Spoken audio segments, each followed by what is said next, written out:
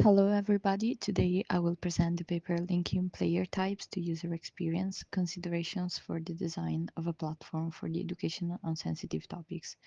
The work is a collaboration between the University of Trento and the Fondazione Bruno Kessler in Italy. Gamification, as in the use of game elements in non-gameful context, has been widely used to increase students' motivation and engagement with the school subjects. When designed effectively, it increases students' motivation and engagement with the topic. Years of research have shown that there are many factors that impact the user experience and the effectiveness of the gameful systems. Among these factors, interpersonal, cultural, and demographic differences impact how students perceive and experience gamification. In this study, we analyzed how player types, as in the way to categorize users based on their way of interacting and being motivated by games or gameful systems, mediate the user experience and effectiveness of StandByMe, a gamified platform designed to raise awareness of gender-based violence and gender stereotypes. For the prevention and the education of violent behaviors, researchers studied a wide range of technological solutions, from AI to wearable devices, social networks, Internet of Things technologies, and serious games, as in video games in which the seriousness of the topic is central and sometimes prevailing the fun derived from playing the game. Gamification offers a motivating and flexible alternative to the existing technologies. Indeed, gamification uses game elements to create gameful and engaging environments where users can explore the topic of gender based violence in a safe and more light-hearted way. Also, gamification can be applied to existing educational content without the need to create a whole video game around it, and most importantly, giving the possibility to quickly update the material and add new activities. In this study, we were driven by three research questions. The first one, questioning the relationship between player types and the overall user experience of the StandByMe platform. The second one, focusing on the effect that player types may have on users' involvement. And the last one, analyzing the relationship between player types and participant cognitive experiences, as in their perception of challenge and learning. Before digging into the experimental part, I want to show you a little bit of the Stand By Me platform. The tool is meant to be a safe place where teenagers can explore the theme of gender-based violence. The design is quite simple and focuses on the narrative and the storytelling, game elements that tend to foster intrinsic motivation. The activities are aligned with the learning educational goals and have been designed with the collaboration of domain experts. Finally, we decided to design the platform in a way that excluded competition and social comparison, which seemed better aligned with the goals. 61 Italian high school students, all aged between 16 and 18 years old, completed all the parts of the study.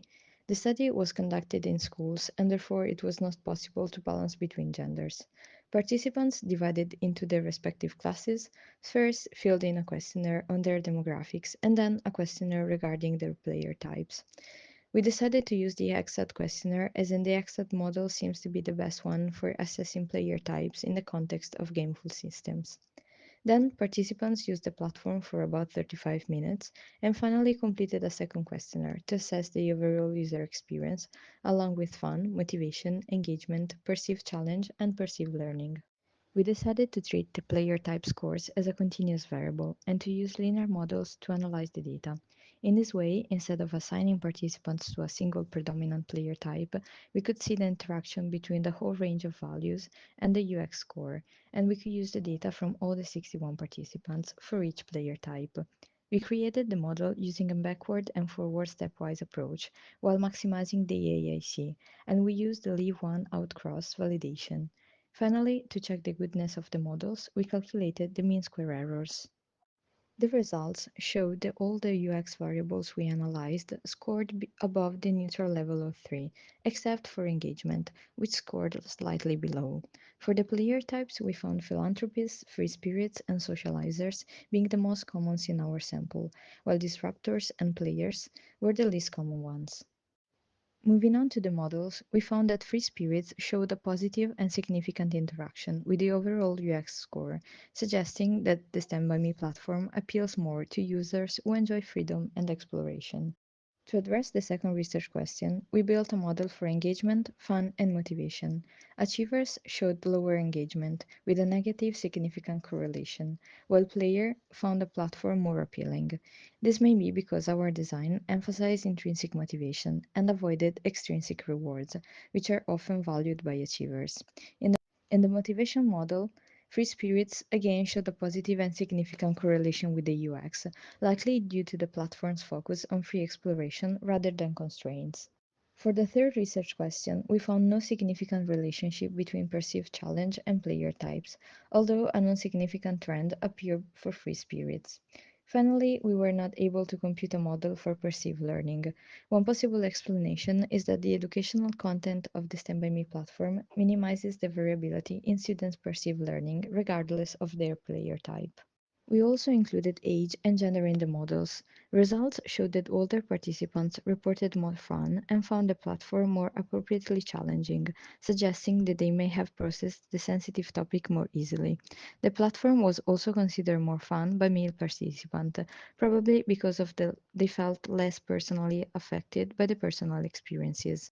Our findings suggest that the StandByMe platform works particularly well for free spirits who value freedom and exploration. However, achievers and players may need clearer challenges and gamification cues to stay engaged. Socializers could also benefit from additional social activities, but these must be carefully designed, given the sensitivity of the topic. Philanthropists may be more attracted by the theme than the gamification elements per se, and we should avoid rewarding too much something that is intrinsically motivated to avoid any overjustification effect. Finally, disruptors did not result in any harmful behavior, and the current design seems to support a safe interaction with the topic, but still it would require safeguards.